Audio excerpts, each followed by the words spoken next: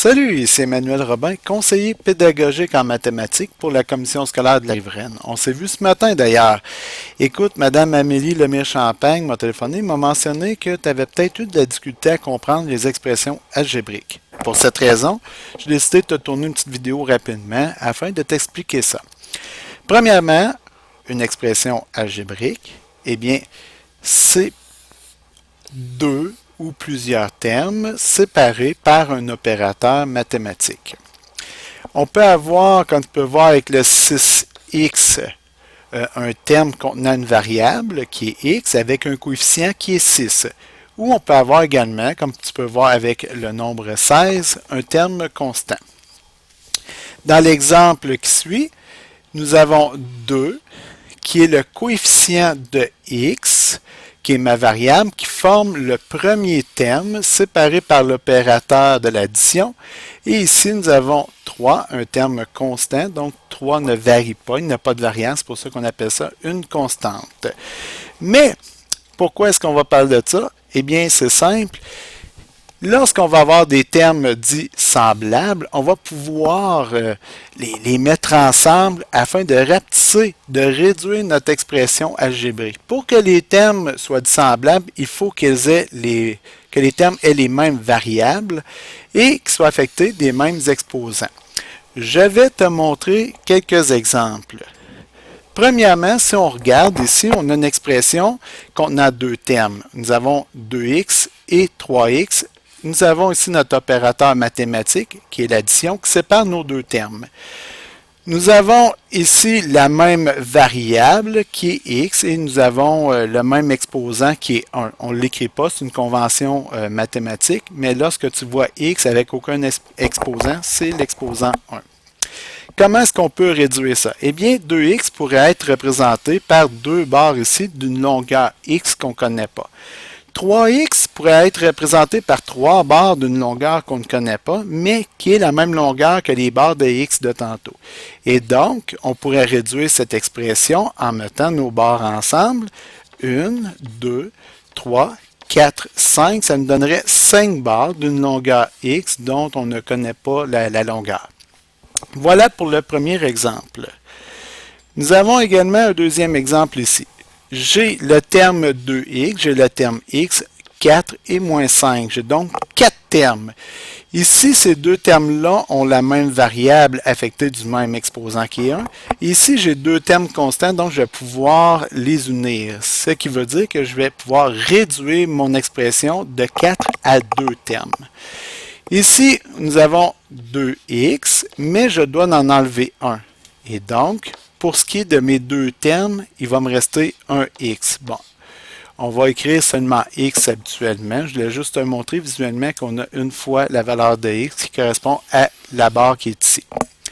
Et nous avons 4 unités, moins 5 unités. Donc, si on réduit ça, nous remarquons qu'il reste moins 1 unité. Et donc, on pourrait écrire tout bonnement x moins 1.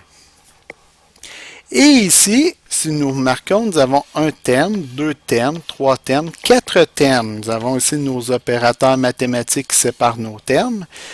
Ici, j'ai x au carré comme variable, x au carré, et attention, ici, j'ai seulement x à la 1. Donc, je ne peux pas additionner les trois ensemble. Cependant, les deux premiers, je peux le faire. Ici, j'ai donc 3 carrés qui mesurent x de longueur par x de largeur. C'est pour ça qu'on dit 3x carré.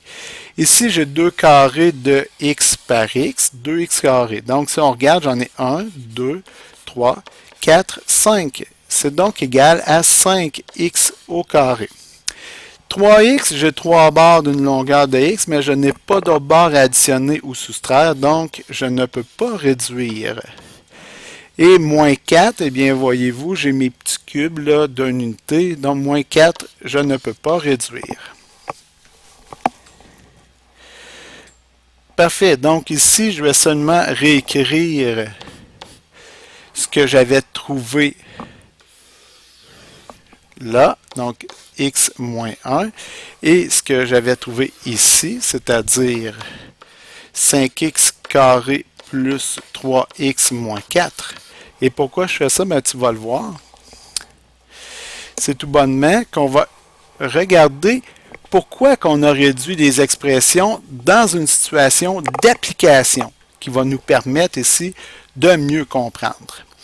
Jean, Laura et Mia sont allés à une partie de baseball. Laura a payé son billet d'entrée. Mia a payé le double de Laura et Jean, 3 $ de moins que Mia. Quelle expression algébrique traduit ce problème? Première chose que tu devrais faire, c'est de dire ma variable x, qu'est-ce que ça va être? Eh bien ici, si on remarque, Mia, elle a payé 3 $ de Jean a payé 3 $ de moins que Mia. Donc, Jean doit faire affaire avec le montant de Mia. Et Mia, elle a payé le double de Laura. Donc là, Mia dépend là, du montant que Laura a eu. Et Laura, elle, eh bien, elle a payé son billet d'entrée. Puisque le montant de Mia et le montant de Jean dépendent directement de Laura, donc X sera le montant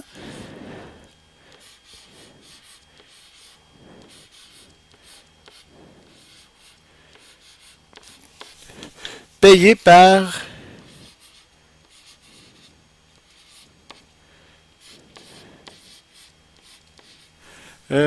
Laura.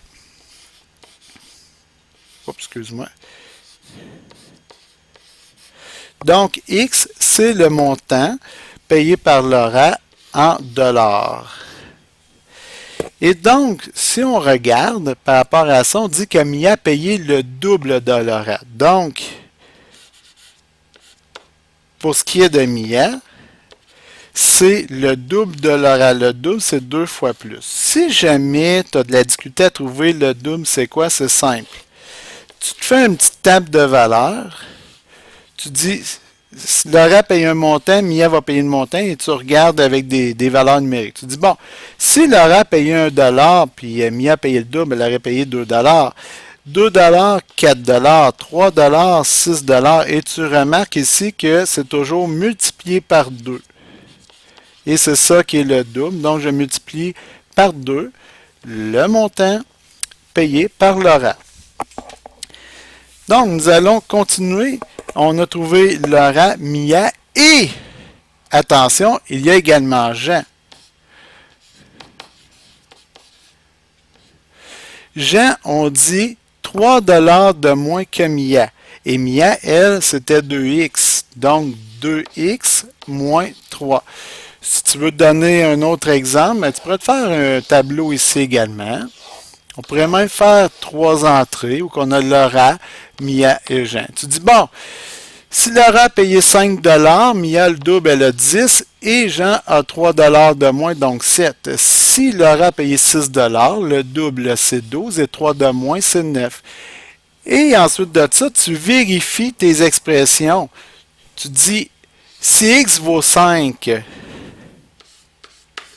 2 multiplié par 5 est égal à 10, donc je suis correct, mon 10 est respecté. Et là, tu dis 10 moins 3 est égal à 7. Ah, je suis correct, mon 7 est respecté. Donc, ça te permet de te vérifier. Attention, la question était, quelle expression algébrique traduit ce problème? Donc, l'expression algébrique, c'est la somme ici de nos montants, donc de Jean, Mia et Laura. Donc, X auquel j'additionne le montant que Mia a payé, c'est-à-dire 2x, auquel j'additionne le montant que Jean a payé, c'est-à-dire 2x moins 3. Donc, ça ici, c'est Laura, ça ici, c'est Mia, et ça ici, c'est Jean. Good! Est-ce que je peux réduire mon expression? Est-ce que j'ai des termes semblables? On va regarder ça ici. Je vais le réécrire juste pour être certain de ne pas mélanger. Premièrement, on remarque que j'ai un opérateur ici qui est l'addition et la soustraction. Donc, j'ai 1, 2, 3, 4 termes.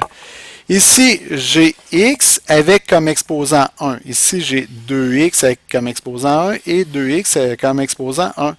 Si j'additionne ces termes-là, j'arrive à 5x. Et ma constante est de moins 3, donc je soustrais 3 de 5x. Mais pourquoi j'ai fait ça? Ben, c'est simple. Pourquoi qu'on réduit? C'est pour pouvoir varier. Ici, si mon x vaut 3 $, bon, ben, on peut tout de suite trouver que 5x moins 3 va être égal à 5 qui multiplie 3, la valeur de x, moins 3. Donc, je peux tout de suite voir que c'est 15 moins 3. Et au total, les trois amis vont avoir payé 12 $. Et si j'étais à 4 et 5 dixièmes, ben, je peux faire exactement le même exercice sans avoir à tout recalculer. Donc, je multiplie 5 par 4 et 5 dixièmes. Ça me donne 20 plus, donc 22 et 50. Auquel je soustrais 3, donc ça me donne 19 et 50. Et voilà, c'est à ça que ça sert de réduire les expressions algébriques.